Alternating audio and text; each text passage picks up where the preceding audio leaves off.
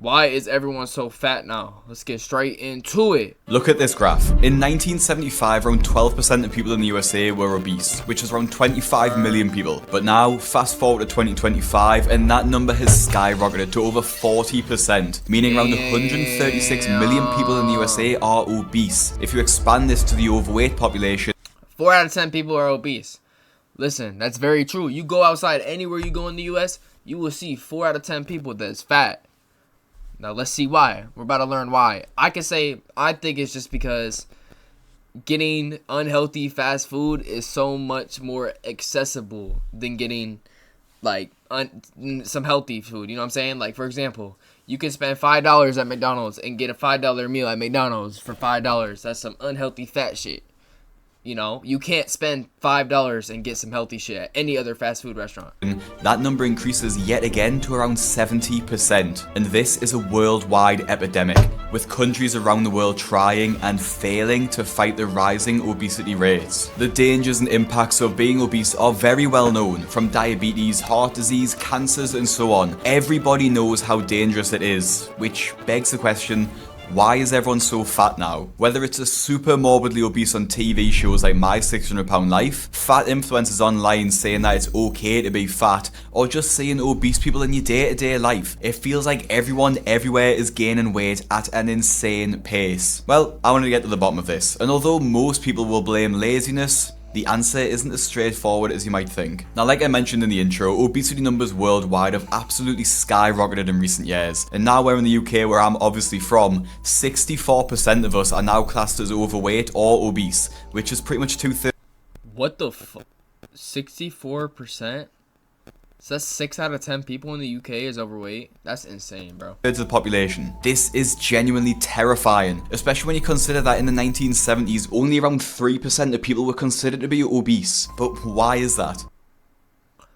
Bro, that was only like 40... Wait, is that like 40 years... Yeah, like 40 years ago, 50 years ago.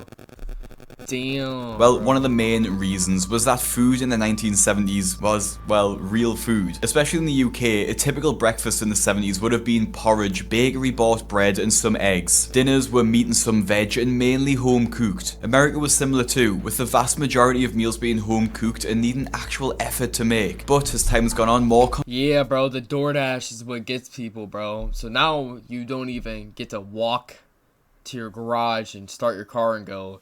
Now you can just get DoorDash from your bedroom, you know what I'm saying? But I have DoorDash a lot, but again, I'm not a fat chud, so I'm allowed to DoorDash. But I feel like obese to the point where you can't walk is a problem, but if you're just a little fat, you chill, bro. I ain't gonna lie. If you're just a little fat, you cool, bro.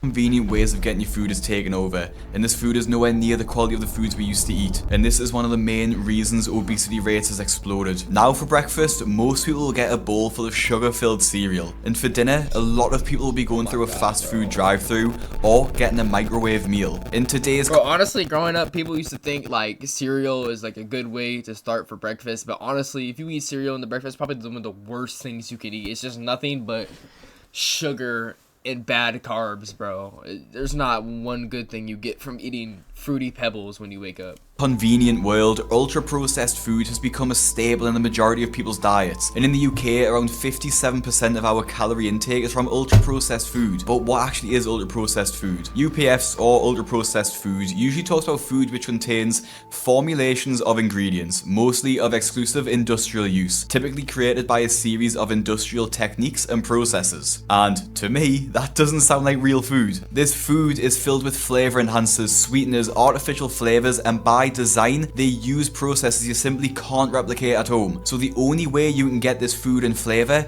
is by buying it through them. UPFs are engineered to hijack your brain. They're cheap, calorie dense, and designed to make you crave more. You'll eat them, feel full for an hour, then want them again after that. That's not an accident, it is literally by design. If you remember the stat I mentioned earlier about how 57% of a UK diet is made up of UPFs, well, if you look at children and low-income families, this number becomes 80%. If you have a low income, buying this cheap food is more appealing than buying what you think are expensive ingredients to make healthier meals. There's also the time element. People who are on lower income jobs, especially manual ones and ones with long commutes, are often so exhausted by the time they get home from work that they just feel like they don't have the energy to cook a full meal. So instead of that, they'll just reach for the most convenient thing. This is something that can be seen as laziness too, but the context really matters. People who work 12 hours a day have tons going on in their lives. It's understandable why they'd want to eat more convenient meals. It's not. Bro, I honestly think we, like, US citizens, UK or whatever, should have the option to have, like, healthy fast food restaurants, like, just like a McDonald's, but healthy, like, where you can go through the drive-thru and spend $5 and get a good quality meal. But, like, the problem is we don't have that, bro. I feel like if we had that, a lot less people would be as fat, honestly, bro. But again, even if we did have the healthy fast food restaurant, I would say about 80% of the people would still choose to go to McDonald's. Good, but it's understandable. But then you get the people who are just truly lazy, such as Donut Mom, who is unemployed and seems to have all the time in the world, yet can't be bothered to feed her kids real food. I've made a full video on her and others like... Yeah, like, people like her probably would not care twice if they had the same amount of money to buy healthy or unhealthy food. They would go for the unhealthy food regardless. Because it's just so infuriating to watch her boast online about feeding their kids slop. And there are millions of people like this who are becoming so reliant on convenient foods that they've become addicted to them, and they probably don't even know how to cook a real meal anymore. And the worst part is that they'll never run out of junk to crave. Ugh. Every week there's a new burger, every week there's a new frappuccino, a new flavor that's designed to hit your dopamine like it's a new experience. And these new recipes and burgers are more of just the same ultra processed junk and sugar designed to be tasty, yes, but also designed to get you addicted and wanting more. And unfortunately, companies have succeeded in their goals to get you addicted. And it's not just the food that's high in calories either, and people get tons of calories from sneaky things like sugary drinks and coffee. One can of full sugar Coke has 140 calories in, and I know people who drink multiple of these a day. Now, outside of food and drinks we know are unhealthy, like dude, oh my god, bro, drinks. Like, drinks is one of those things that can make you gain so much weight, and condiments, like ketchup, Chick-fil-A sauce, stuff like that, bro. Bro, I think it's like 130 calories per Chick-fil-A cup, like, for Chick-fil-A sauce. Bro, I remember going through at least, like, 6 of them bitches, bro. Oh my god, bro. It's like an extra 800 calories in just sauce. And don't get me started on drinks, bro. Anytime you have any type of pop, you have any type of apple juice, just so many extra calories on top of what you're eating, bro. Like, cup of juice is probably like 150 calories, 200 calories, depending on what you're drinking, bro. Some of them lemonades be up there too. Like, if you drink a Calypso, it's like 430 calories, bro. It's insane, bro. Fast food and junk food. The food industry has also succeeded in hiding ultra-processed food behind healthy labels. Now, I've just went out and bought some cereal that I thought looked very American, just to be more relatable to my American audience. And you can see this is sort of like a Lucky Charms off-brand. Now, this cost me £3. Obviously, this is marketed to children. It's got the bright colours and it's got the characters on the top and the marshmallow. Now, it's advertised on the front as wholemeal. But then when you look at the ingredients list, it's almost 3 of my fingers. Now, it gets even worse when you look at the sugar content of this as well. So, for reference, a kid should be having around 24 grams of sugar, 25 grams of sugar every day. And in a 42-gram serving of this cereal, there are 17 grams of sugar. And obviously, as we know, when you have sugar in the morning, it'll spike your blood sugar. And then soon after that, it'll crash and it'll just leave you more hungry and tired. So having this amount of sugar in the morning is not starting your day off well. Now, outside of ultra-processed foods and our poor diets, another massive factor causing obesity rates to skyrocket is just the fact that we all move less than ever before. And I'm not talking about deliberate exercise, but just in day-to-day life. 80% of our jobs are now sedentary. And I know in America especially, you need to travel pretty much everywhere by car. So there'll be days where people will barely do 1,000 steps. If you compound this with the mental health crisis going on at the minute, with chronic stress levels at an all-time high, people feel the need to put exercise at the bottom of their list in terms of priority. So all of these factors combined, unhealthy food getting cheaper, people living more sedentary lives, and stress levels through the roof have literally created the perfect storm to allow... I know I said this already, bro, but I honestly think the number one thing is just the availability of healthy food is so much lower. Like, if you get a good healthy meal, you either got to go to a place and spend a lot of money, or you have to cook it yourself,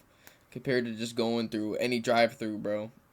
Just, it's cheaper, it's more convenient, and it's faster, bro. Honestly, like to go. Usually, if you get healthy food from somewhere, it takes like even like a restaurant. It takes a lot longer than you would just go through any fast food Burger King drive-through. Obesity levels to completely explode. So how bad is all of this really? Well, there's a ton of economic factors, like obesity causing stress in the healthcare sector, people being unable to work due to their obesity and so on. But I'm more interested in the health side and some of the social issues created. Obviously, being morbidly obese can put you at risk of heart disease, which is the #1 killer in the USA. It'll also increase your risk of getting type 2 diabetes, having a stroke, cancer, cause sleep apnea, and a long list of other health conditions. It can also ruin your mental health, and being obese can contribute to depression, low self-esteem, and just cause your quality of life to plummet. Outside of these issues, a channel called Dark Science has exposed some of the lesser known issues that obesity can cause, and honestly, they look absolutely terrifying. Morbid obese weight can cause the arch of the foot to collapse, known as fallen arches. Bro. The arch of the foot is maintained by a tendon called the posterior tibial tendon. Over time, this tendon becomes strained from excess weight and collapses, resulting in flat feet. Excess fat doesn't just clog your arteries, it clogs your liver as well, causing fatty liver disease. Fatty liver disease is a condition where liver tissue becomes scarred from storing too much fat. Bro, and also I feel like we're in a day of age where like people just don't care about their health, bro. You see kids, I mean, everyone can probably relate to this that's watching, bro. You will think back, honestly, to like 6th grade, there was kids vaping in the bathroom, bro. Yes, bro. There was kids vaping in my middle school bathroom in 6th grade, bro. And it just goes to show, like, people really just don't care about their health nowadays, bro. I know that's not eating, but it kind of relates to the same thing, bro. If you don't care about your lungs and your, like, stuff like that, then you don't care about your weight and, like, at least the health effect it's going to have on your weight. But I still don't even think that's the worst part about being fat. The worst part about being fat, if I had to guess, would just be, like, the anxiety, like the social anxiety about people looking at me differently because I'm fat. As adipose cells become like you scared to take your shirt off or something. less efficient at storing fat, the body has to store it in a secondary location, which in this case is the liver. This is just a glimpse at the amount of issues having too much fat causes to your body, and why obesity is now classed by the World Health Organization as a disease. So when you hear all of these fat positive influencers claiming you can be healthy at every size because there's no current issues with their weight, just know that they're doing potentially permanent damage to their bodies by being that fat. And this is why I just hate people like Virgie Tovar, who I covered in my video about everything wrong with fat activism. I love these bases.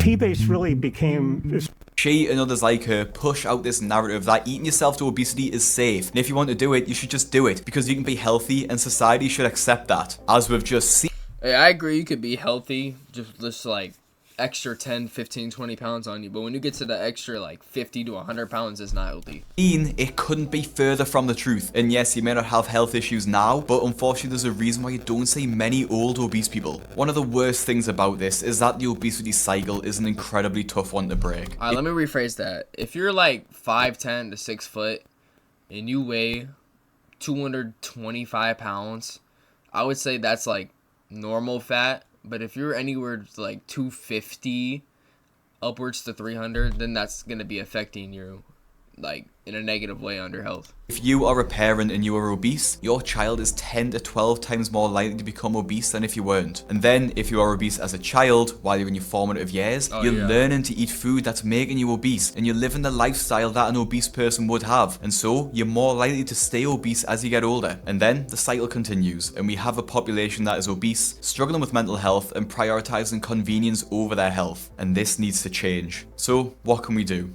Well, thankfully it seems like people and companies are trying to make a change and are waking up to the effects. And from what I've seen personally, it seems like a lot of people on social media and in my comment sections are becoming a lot more health conscious. A video on my Instagram popped up from an account called Boxwave, and this was the most inspiring post I've seen all year. It was of a little boy, obviously overweight, running up a hill and pushing himself harder than he probably ever had before. Are we doing it for the buddies, Jacob? No, Then why are we doing this? for ourselves. Come on, you gotta pick it up, Jacob. You're doing. Bro, honestly, my honest opinion on this is, I don't even want to sound like a hater, but like I doubt he does this every day. Sadly, bro. If he does, props to him. But like most people will get on here and post something like this, hardest workout they ever done, stay motivated for like a month max, and then you'll never see them do this shit again, bro. And it's just like a whole whole cycle, whole circle. They'll just go again, a whole month off, and then they'll restart, talk about they're motivated, blah blah blah. Then it will end, and it will come back. You know, you guys all know what I'm talking about, and I guarantee that happened with this boy. I'm sorry, because it's like an 80% chance. So well, this hill is steep, but you gotta go quicker. Come on. No slowing down now. Come on, you're part of the Wolfpack, Jacob. You're leading the way. Everyone's so proud of you. Your family, us, everybody watching. Come on, Jacob, pick it up. We're nearly at the top. But like, bro, they're not even educated about losing weight for. Yeah, obviously running up a hill is gonna like make you lose weight, but there's definitely more effective ways, like an incline walk.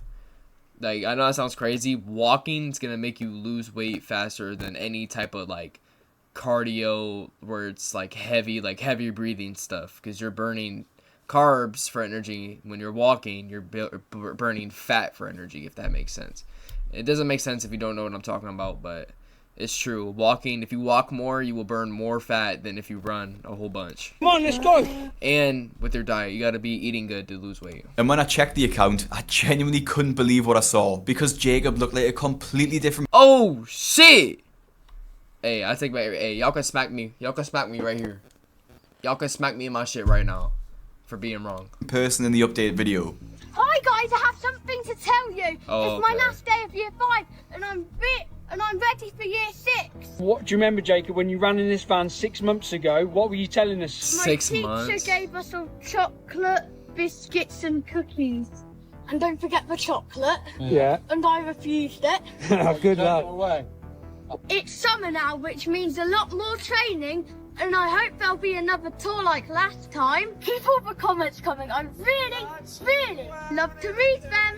And I actually had the chance to speak to Harry and Joe, the guys behind Boxwave. And because I'm an idiot, I forgot to record sound. But they shared that they felt the biggest contributor to the obesity crisis is just a lack of education on how to avoid it and the pitfalls of modern day living. Now this is something they're trying to change and make people aware of, making it their goal to make this generation the strongest generation through their videos and pop-up events. Now outside of people getting fit, companies in the UK have started marketing their products with the ingredients front and center to try and fight back against ultra-processed foods and give people real options for real food. Look, I think if money's not an option for you, bro, there's no excuse for being fat. Because listen, you could eat any fast food, nasty, terrible food for you, and you can make it healthy. You could, if you have money and you can go buy the ingredients and look up a recipe online. I guarantee you go on Instagram, TikTok right now, you look up, for example, healthy pizza recipe.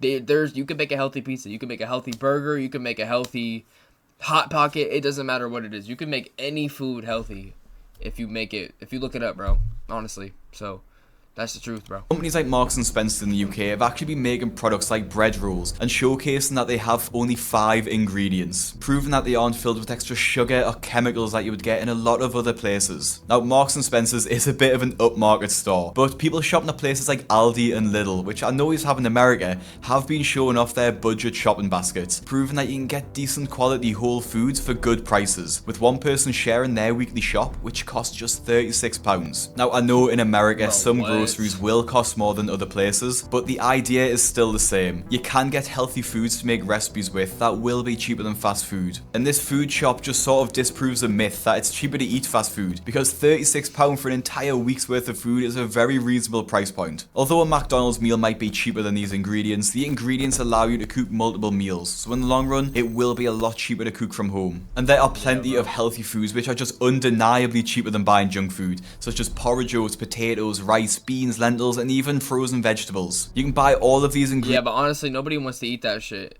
and any fat person would agree with me. They just don't want it. I know it sounds bad, but they want their burgers, pizza, which look, you can eat that shit if you make it the healthy way, bro. Honestly.